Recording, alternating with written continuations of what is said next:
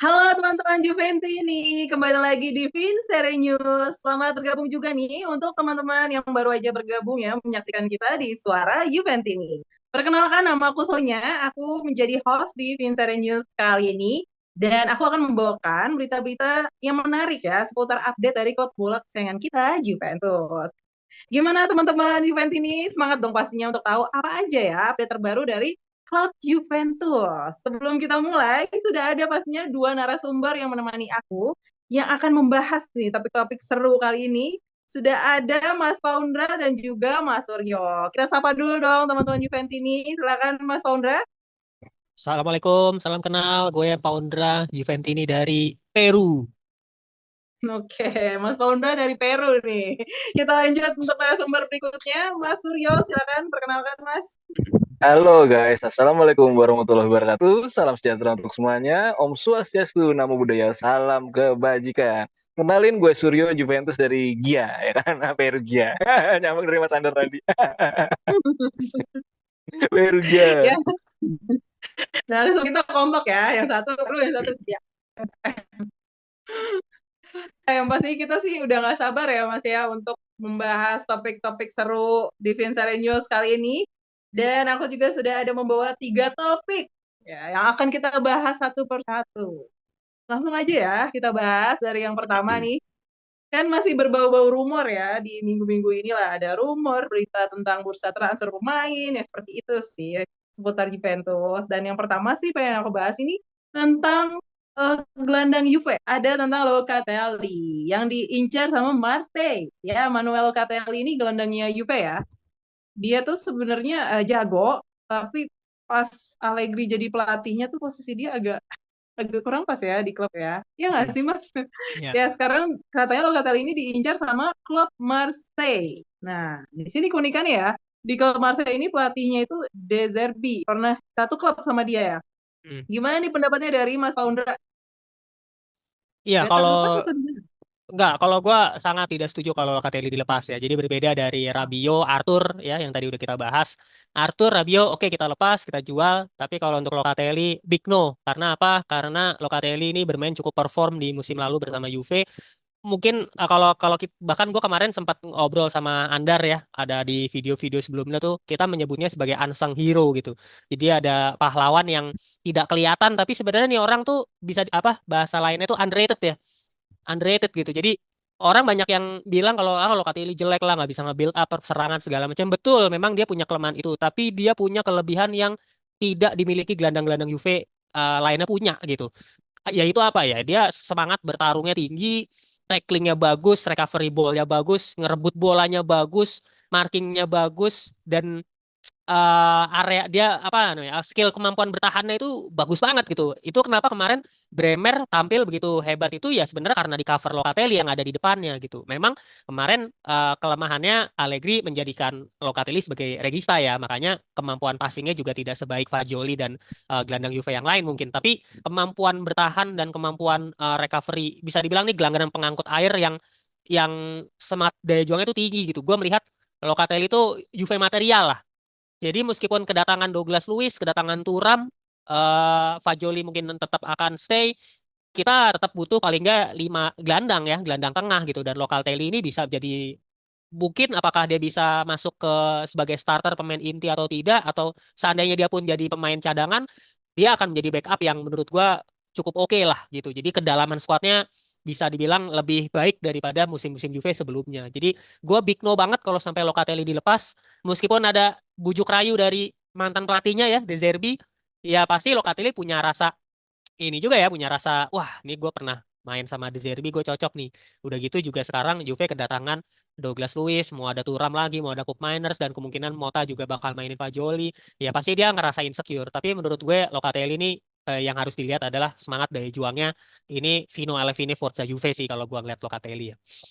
Waduh, final Fine versus Juve ya buat Locatelli. Ini kata Mas Paundra ini aset pahlawan ya. Betul, Gimana dengan aset. Mas Suryo? Locatelli ini dipertahanin Ya, atau kita lepas?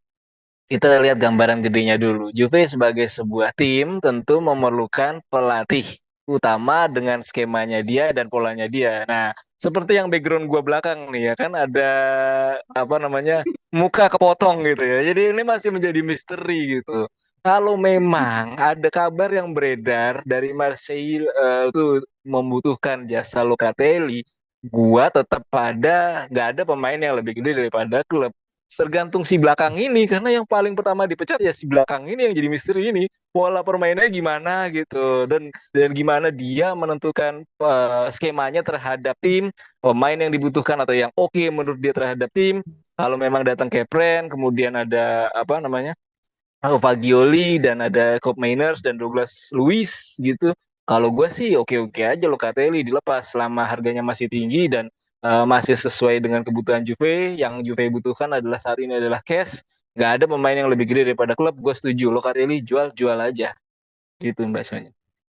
Oke, itu dari pendapatnya Mas Suryo ya. Kalau misalnya jual aja. Dia lebih netral nih. Kalau misalnya lebih ngeliatnya ke klub. Tapi kalau dari Mas Paundra, karena ya Locatelli ini pemain yang potensial ya. Dia tuh Performa ya, bagus. kita based on Performanya, performa dan kebutuhan Juve di musim lalu itu ya Locatelli ini bagus gitu. Jadi ya tapi benar juga kata Suryo sih, semua balik ke pelatih ya. Pelatih mau Iya, mau main game plan-nya seperti apa. Kalau sampai ternyata Locatelli jadi nggak kepake di Juve ya sayang juga kan. Jadi buang-buang sumber daya juga gitu. Tapi kalau misalnya seandainya Locatelli, tapi so far sih gini ya, so far sih tidak ada rumor kalau Locatelli masuk dalam list jual karena yang ada masuk yang sudah jadi Mota tuh udah nulis beberapa pemain yang nggak masuk dalam plannya dia, mulai dari Kostic, Desilio, Kean, Arthur, eh siapa lagi ya, Milik ya, Milik. McKennie. Milik McKennie itu pemain-pemain yang tidak masuk dalam daftar list game plan-nya dia. Even Chiesa, Rabiot sama Locatelli aja nggak ada di list itu. Artinya masih ada 50-50 kan. Kalau Mota tuh mau mempertahankan pemain-pemain yang lagi ada di bursa transfer nih. Jadi menurut gue Locatelli sih menurut gue bisa dalam beberapa tahun lagi bisa lah di Juve dulu gitu. Jadi jangan terlalu kalau misalnya semuanya gelandang kita dirombak total di musim ini, gue takutnya akan lama lagi beradaptasi karena kan kalau sampai kita masuk 3 gelandang ini udah 3 loh ya, Cobb Mainers, Douglas Luiz sama Thuram. Ini lumayan nih adaptasinya nih. Kalau sampai Locatelli cabut lagi kan berarti harus ada 4 dong paling nggak yang datang gitu kan. Nah ini yang menurut gua nanti akan lebih lama. Jadi jangan terlalu besar-besaran juga gitu ya ngebongkar lini tengahnya. Jadi cukup 2 atau 3 pemain aja lah maksimal. Kalau gua ngeliatnya sih kayak gitu. Oke. Seperti itu ya pendapat dari Mas Paundra dan juga pendapat dari Mas Suryo. Gimana nih dengan teman-teman Juventus ini? Dengan Locatelli ini, apakah kalau misalnya emang bener diincar ya sama klub Marseille ini, apa lepas aja atau pertahanin? Atau menurut kalian pede-pede aja nih dengan ada gelandang-gelandang baru aja dimasukin dengan sistem baru aja. Kita percayakan pada pelatih baru. Tapi apapun itu kita tunggu Betul. lagi masih kita tunggu ya nggak sih? Karena ini semua kan masih rumor. Betul, betul. Betul. Betul, Betul betul. ya? Dan kalau gue bisa nambahin sedikit, sekarang Hmm. gini ya, jujur-jujuran aja. Locatelli menurut kita performanya bagus, tapi untuk tim Azuri sendiri dia tidak masuk. Kan kasihan sebenarnya ada apa ini dengan Azuri yang Ya menurut itu kan si Juventus ini bagus. botak. Nah, Itu kan karena si botak nepotisme. nah, Aduh, nepotisme kalau dibahas kalau ini. Nah, kalau di point of view kita ya sebagai Juventini ya oke Iya. banget gitu segala macamnya tadi sudah dibahas Mas Pondra. Di Azuri pun nggak masuk, ada apa ini nepotisme. Kalau memang di Marseille bisa lebih bersinar lagi ya gue sih sayang sama Locatelli gitu. Oke, mau umur Hmm. masih mencukupi, nanti bisa balik ke Juve lagi kalau seandainya Mota membutuhkan dan Juve sudah cukup dalam hal keuangan, itu oke nggak apa-apa, nggak masalah gitu. Daripada sekarang udah kayaknya udah unsung hero banget gitu, tapi di Azuri aja nepotisme. Ya udahlah ya kan. Oke, nggak apa-apa. Iya, jangan sampai kebuang-buang juga ya bakatnya ya. Tapi gimana Mm-mm, lagi mm-mm. sayang ya. Aduh, nepotisme dibahas loh. Oke, Mm. baru dari tahan-tahan ini. Tapi apapun itu kita tunggu ya gimana nanti kejadiannya nih. Faktanya akan benar-benarkah klub Marseille ini mengambil Locatelli yang berbakat ini atau pelatih kita nih pelatih baru kita ini membutuhkan dia juga untuk formasinya untuk kemenangan Juve ya di musim-musim berikutnya yang sudah kita tunggu-tunggu pastinya. Pokoknya menang menang menang gitu aja sih. Harus selalu gitu Amin. loh. Menang menang menang. Dan kita bahas lagi untuk topik yang berikutnya di pembahasan gak kalah menarik tentang Rabiot ya. Rabiot katanya udah nggak jadi pemain Juve lagi. Kenapa? Karena per 30 Juni itu kontraknya dia tuh udah habis. Tapi sampai sekarang belum ada ya officialnya nih diumumin kalau misalnya Rabiot tuh udah nggak di Juve lagi atau gimana. Apa jangan-jangan nih mau diperpanjang ya? Kalau dari Mas Surya sendiri nih berharapnya diperpanjang lagi atau bagaimana Mas? Untuk Rabiot. Iya, iya gini, ada pepatah yang bilang Juve adalah tim besar dan sebuah tim besar tidak perlu tergantung kepada satu pemain karena tidak ada pemain yang lebih besar daripada klub. Nah, di sini per 30 Juni Rabiot adalah free agent. Artinya sudah free bebas mau kemana aja dan dengan segala respect atas jasanya, pertama terutama daya jelajah.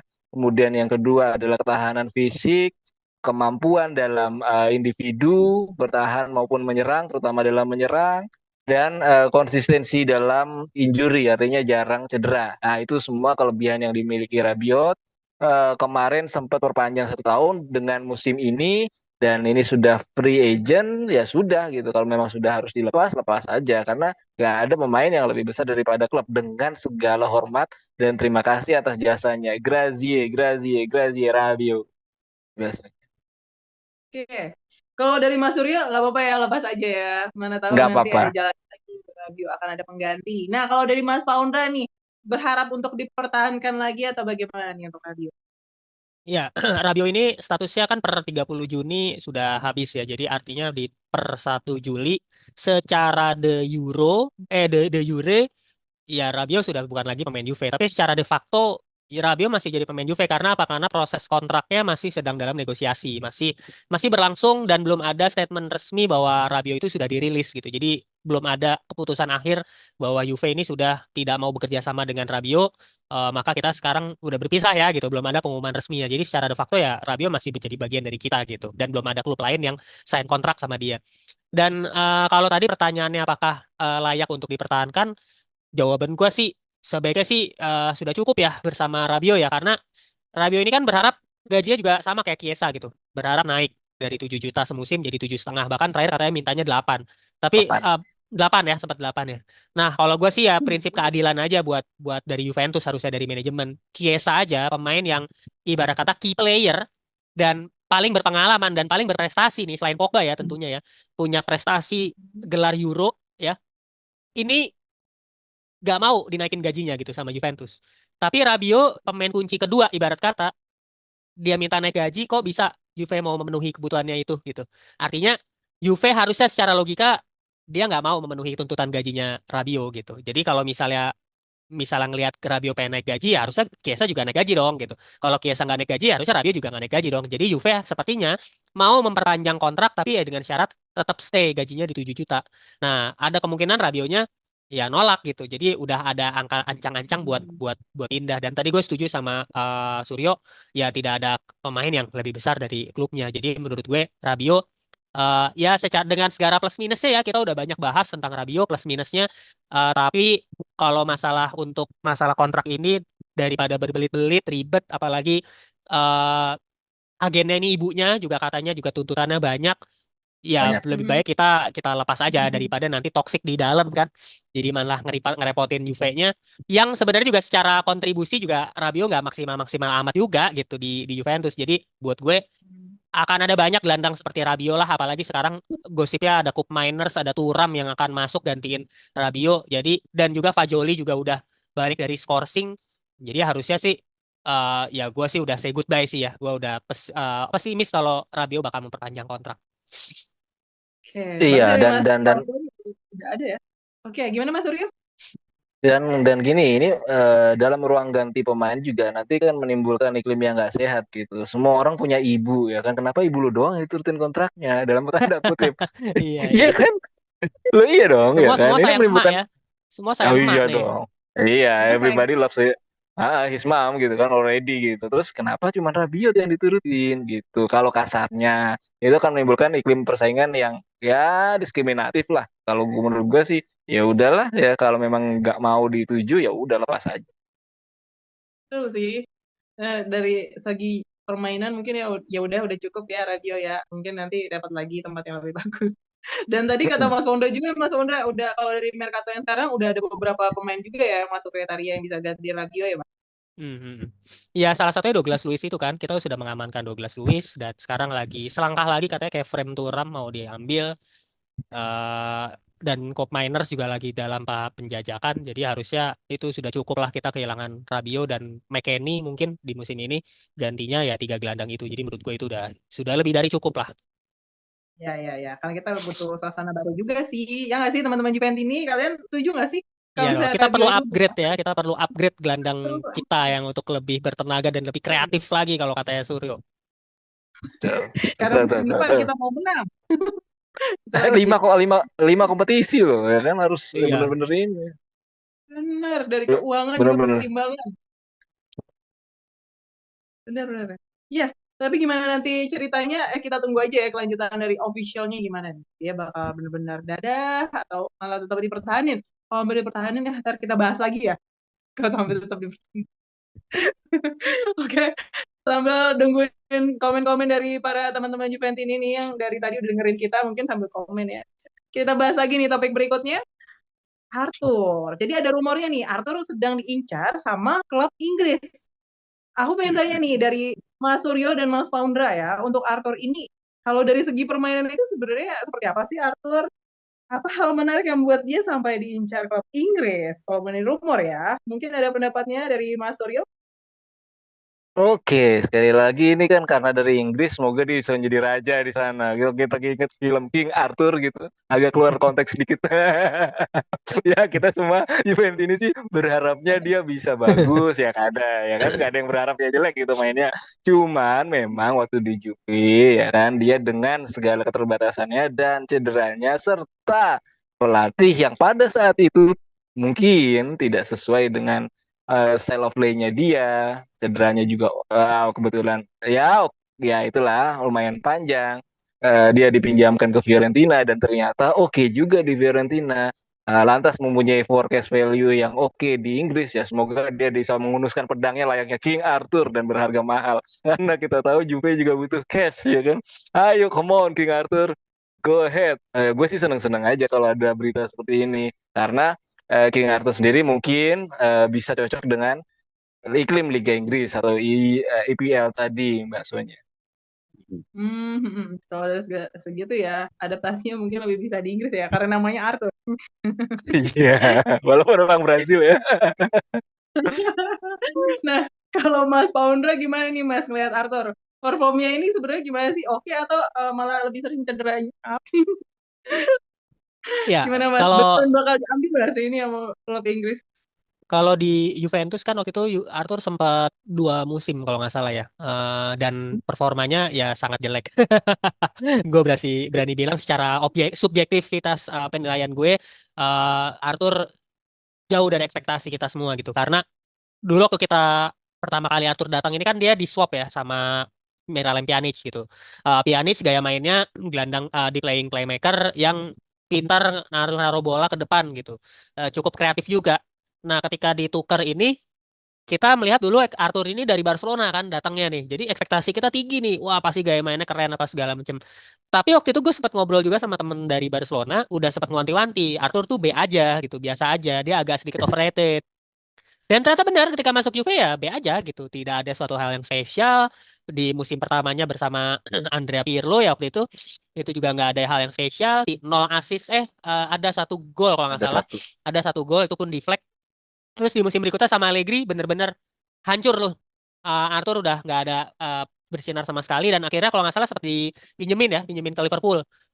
Pinjemin ke Liverpool, dia Balik nggak lagi. main, ya performanya nggak, jarang karena mungkin cedera, jarang dimainin, nggak masuk, bahkan nggak masuk squad, bukan squad utama lagi tapi nggak masuk dalam 23 pemainnya Liverpool bahkan. Habis itu balik ke Juve, kita pinjemin lagi Fiorentina. Nah, di Fiorentina ternyata permainannya cukup bagus ya. Ada 2 gol dan 4 assist bersama Fiorentina musim lalu ketika dia sudah tampil reguler. Jadi menurut gua, kesimpulan gue adalah Arthur ini memang gelandang yang menurut gua secara skill dan kemampuan ya biasa-biasa aja gitu. Rata-rata air lah kalau gua ngelihatnya ya, bukan air yang bergejolak, yang banyak riuknya apa beriaknya gitu ya. Tapi ya rata-rata slow-slow aja gitu kalau gua ngeliat Arthur gitu. Jadi menurut gua Arthur tuh bukan Juve material, bukan kebutuhan sosok gelandang yang dibutuhkan oleh Juventus. Tapi kalau untuk bermain di tim-tim seperti Fiorentina, AS Roma, Lazio, mungkin kalau di Inggris juga sekarang lagi diincar sama Wolverhampton dan Newcastle. Ini tim medio ya di Liga Primer, meskipun Newcastle belakangan juga lagi naik. Tapi menurut gua akan cocok sepertinya Arthur bermain di dua klub tersebut karena yang tadi gue bilang mungkin dia waktu pas di Liverpool, di Barcelona dia tidak terlalu bersinar banget, di Liverpool, di Juve dia gagal, di Liverpool pun juga dia tidak bisa membuktikan itu. Artinya dia sudah ada tiga tim besar tempatnya Arthur, klubnya Arthur ini nih Arthur nggak perform nih. Tapi ketika dia bermain di Fiorentina dia perform. Ya berarti kesimpulan gue memang Arthur kualitasnya hanya kualitas di tim-tim medio gitu. Jadi ini akan cocok sekali buat Wolves dan juga Newcastle gitu. Jadi peluangnya akan sangat besar dan apalagi melihat performa Arthur di musim lalu cukup meyakinkan bersama Fiorentina. Jadi harusnya sih tidak sulit untuk menjual Arthur di musim ini, tidak seperti musim lalu gitu. Ya, dari ininya sih ya, lingkungannya mungkin Arthur emang lebih cocok untuk bermain di sana ya, daripada Juve. Bukan berarti bad, ya kan, karena kita nggak tahu, ada faktor banyak ya, ada pelatihnya, ada pemainnya. Lagi-lagi tapi diri dia sendiri juga sih. Iya. Mungkin nggak cocok aja ya di Juve-nya ya. Dan gimana nanti kelanjutannya, rumornya bener atau enggak ya, kita tunggu aja nanti ya. Arthur ini beneran diincar beneran atau enggak. Tapi kalau gue harganya, ya lepas-lepas aja ya nggak sih? Ya, lepas-lepas saja kalau Arthur ditawar 20 juta, 15, 20 juta menurut gua oke lah ya. Dan buat klub Liga Inggris kan harga segitu ya cincai lah ya 15 juta, 20 juta mah. Enak itu Not Iya kalau bad bener. buat lah. Wolverhampton. Ya apalagi Newcastle sekarang udah dipegang sama Arab kan. Jadi Iya, not harusnya bad. sih Nah, bukan suatu hal yang mustahil lah kalau bisa. Artinya bisa peluangnya cukup besar untuk bisa pindah ke Liga Primer gitu. ya. Yang pastinya sih Kalau apapun itu ya emang. Ya, Fiorentina sendiri kan juga kemarin kan statusnya loan. Meskipun tampil bagus, tapi dia nggak boost gitu. Artinya mungkin aja nggak ada duitnya juga Fiorentina kan. Berarti emang yang harus bisa beli Arthur ini, ya kemampuannya adalah kemampuan tim-tim Liga Primer. Iya sih, lagi sih. Ya, ya kan, apapun itu sih yang penting menguntungkan buat Juventus sih. Kita kan maunya yang good-good aja, yang Iya, kita positif-positif aja. yang penting duit masuk kita ya. Wah, iya Gelandang, gelandang udah betul. penuh. Gelandang udah penuh stoknya. Jadi kalau bisa kita jual-jualin, jual-jualin aja nih. Oke, udah ada Arthur. Gimana? Gimana teman-teman Juventus ini setuju nggak sih kalau Arthurnya dilepas ya? Boleh aja komen ya, gimana pendapat kalian. Dan sambil kalian komen, pastinya juga kita akan terus-menerus mengabarkan apa saja update terbaru ya dari Juventus, bukan cuma sekadar bursa pemain, tapi segala hal menarik ya, karena kita juga ada ke WhatsApp-nya juga ya secara eksklusif nih buat teman-teman yang bisa bergabung dengan kita, bisa nih dengan cara berlangganan. Kalian bisa jadi membership dan bergabung di WhatsApp itu. Nanti kita bisa saling bertukar informasi dengan para narasumber di sini juga ada di sana. Kita kan saling update, kita lihat point of view masing-masing untuk update-update terkininya. Pokoknya kita ngobrol seru deh. Dan akan selalu ada hal-hal menarik pastinya. Dan Suara Juventus ini juga tidak akan menampilkan Vincere News aja, tapi banyak update-update seputar Juventus lainnya yang harus kalian ikuti. Jangan lupa makanya kalian subscribe biar nggak ketinggalan konten-konten menariknya. Dan kalau kalian suka nih Vincere News kali ini, boleh dong kasih like-nya. Dan coba ketik komennya, apa sih yang menarik menurut kalian dan gimana pendapat kalian nih seputar pertanyaan-pertanyaan aku untuk narasumber. Kalian boleh jawab bebas. Nanti kita bacain satu-satu ya. Oke, terima kasih untuk waktunya pada narasumber kita Mas Faundra dan Mas Suryo yang semakin seru ya, semakin malam semakin seru sih. Semakin malam, ketahuan dong kita malam-malam nih. Ya, Pokoknya seru ya pembahasan kita. Dan aku sih nggak sabar untuk ketemu lagi di Vincere News berikutnya, ya. Karena aku akan selalu membawakan update terbaru seputar Juventus. Oke, teman-teman Juventus ini jangan bosan-bosan ya untuk nonton kita di Suara Juventus ini. iya, Oke, betul, betul, mohon betul. maaf. Iya. Terima kasih banyak untuk kebersamaannya. Ditunggu komen-komennya. Ikuti terus Suara Juventus ini. Vino, halo Vine. Forza Forza Juve. Juve. Oke, siap. Thank you, thank you, thank you.